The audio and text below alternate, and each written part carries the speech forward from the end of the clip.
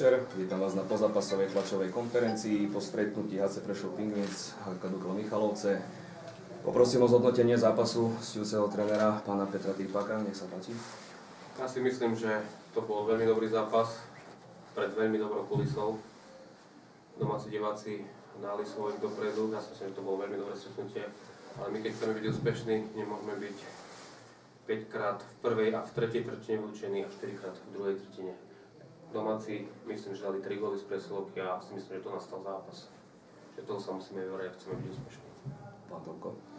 Ja súhlasím Petrom, že to bol veľmi dobrý zápas, dá sa povedať, že mal parametre play-off, ktoré nás za chvíľu čaká.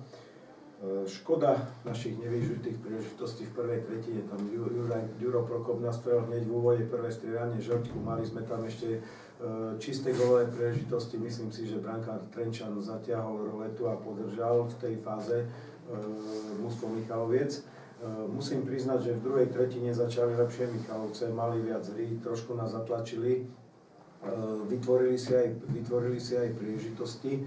Ten stav bol ako na húpačke, bolo 1-0, 1-1, 1-2, 1-2-2 a potom vlastne sme rozhodli, dali sme tretí gól, pridali sme štvrtý gól a myslím si, že vzhľadom na celkový prejav a celkový zápas, ktorý mal veľmi dobre, bol kvalitný, mal veľmi dobré parametre, že sme si aj zaslúžili to víťazstvo. Mňa akurát môže mrzieť tie zbabrané presilovky, proste nikto nechcel zobrať na zodpovednosť na seba, každý ponúkali sa jeden druhému, proste hej, to ma trošku zaráža, pretože venujeme sa tým presilovkám, chlapci vedia, čo majú robiť a zrazu boli trošku v strese, nevedeli čo, bolo to veľmi statické, tie presilovky, čiže z môjho pohľadu ako tá nespokojnosť a samozrejme nemôžeme dostať. V takomto zápase s Michalovcami, kedy hráme vlastne o čelo tabulky, my nemôžeme si dovoliť dostať gól v oslabení. To bola hrubá chyba pri modrej čiare, hej, a to ma trošku rozhodilo, ale bolo tam nasadenie, bojovnosť, boli tam strety, boli tam osobné súboje.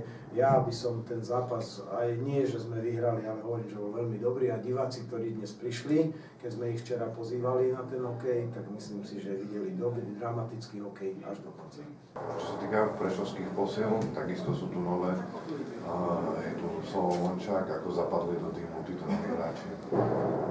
Tak, Vlado Solomončák, ten mal smolu od začiatku sezóny. Zahral prípravné zápasy, potom mu zlomili ruku v meste, netrénoval, potom pre víza musel vycestovať naspäť do Ruska a my sme radi, že sme ho tu dostali, pretože ja ho veľmi dobre poznám, vlastne ja som ho postavil minulého roku v Bardejove na nohy a viem, čo od neho čakať. Takže ja som rád, že nakoniec sa nám podarilo našim funkcionárom ho tu dotiahnuť naspäť. Z tých Rusov ešte, čo odišli od nás, mňa mrzí odchod Kamaľova, pretože to bol veľmi šikovný hráč a opäť kvôli vízam proste musel vycestovať a už zrejme to ani nestihne. Ďalšou posílou je Lukáš Klíma, ktorý nastúpil vlastne v jednom zápase proti svojím, odkiaľ prišiel, zlomený prst, fraktúra ho vyradila z ďalších bojov a sa ukazoval veľmi dobre. Lipovský je momentálne po operácii kolena, ten okolo 9. februára by mohol začať trénovať. Ak to stihne sa dať dokopy, ak nie. No a máme tu ešte juniorov, ktorí takisto ma mrzí, že nemôžu hrať, lebo sú zranení. Duplinský, Marko Ferenc nastúpil dnes po horúčkach, po chrípke. Horvát Peter má niečo s ramenom zranené, takže tých zranení máme aj my dosť a chorých hráčov, takže je to pred play-offom. Nie je to dobre pred play-offom, lebo to mužstvo sa musí zohrať, to mužstvo sa musí aj naučiť hrať na 4 pätorky. To nie, že teraz hráme stále na 3 posledné zápasy, trošku sme to obmenili, sem tam sme ich dali, ale aj na 4 pätorky, na 4 útoky sa musí mužstvo naučiť hrať, aby si zvykol na inú záťaž ako teraz, lebo sa tá sila rozloží na ostatných hráčov. Takže musíme to dať dokopy postupne a uvidíme, čo z toho vznikne.